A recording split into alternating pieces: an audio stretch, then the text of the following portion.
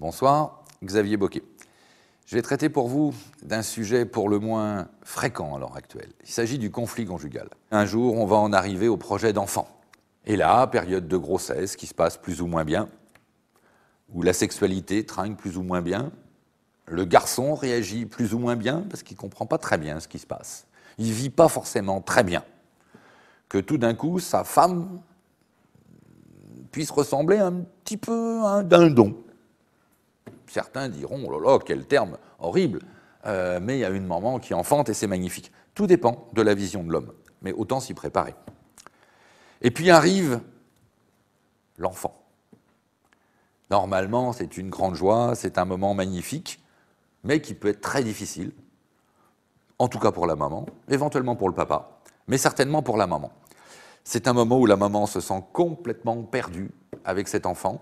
C'est un moment où elle ne sait plus comment faire, c'est un moment où elle est épuisée, c'est un moment où elle ne devient que maman. Cette période-là, ça peut durer des semaines, ça peut durer des mois, et ça peut durer des années, fonction de l'attitude qu'aura son mari. Qui, bien évidemment, si la période doit durer que maman pendant des mois et des années, lui se sentira complètement exclu de la relation. Et donc, on voudra plus ou moins inconsciemment à son enfant, mais certainement consciemment à sa femme, tu n'as de temps d'attention que pour notre enfant. Moi, je n'existe plus.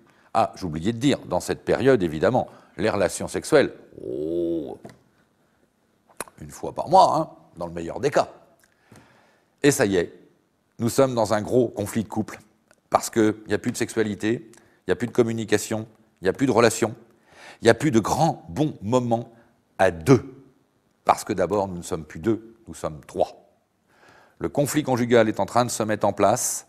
La femme vit extrêmement mal l'attitude de son mari, qui lui va fuir plus ou moins ou dans le sport ou le boulot, qui elle se retrouve toujours plus cloisonnée avec cet enfant, qui eux deux, quand ils se retrouvent, ne savent plus se dire « je t'aime », ne savent plus se prendre dans les bras, ce qui était aussi évident dans les premiers jours où ils étaient juste un garçon, une fille, est devenu extrêmement complexe du jour où ils sont papa, maman. Éventuellement, papa, maman, si je veux me référer 2 secondes à la psy, ça nous renvoie à l'image de nos propres parents. Et éventuellement, il n'est pas si facile que ça de ne pas être comme nos parents. Je suis obligé de ne pas pouvoir traiter en intégralité ce sujet qui, vous le comprenez bien, devient très très vaste. Mais par contre, de vous dire en 2-3 mots comment traiter le problème. J'affirme, à 99% des cas, la maladie conjugale ou le conflit conjugal sont des sujets relativement simples à traiter pour un spécialiste. 2, 3, 5, 10 séances, c'est un maximum pour vous permettre de mettre les choses à plat, de vous permettre de recommuniquer, de vous redésirer, d'avoir à nouveau vos envies du départ et de vous retrouver homme et femme.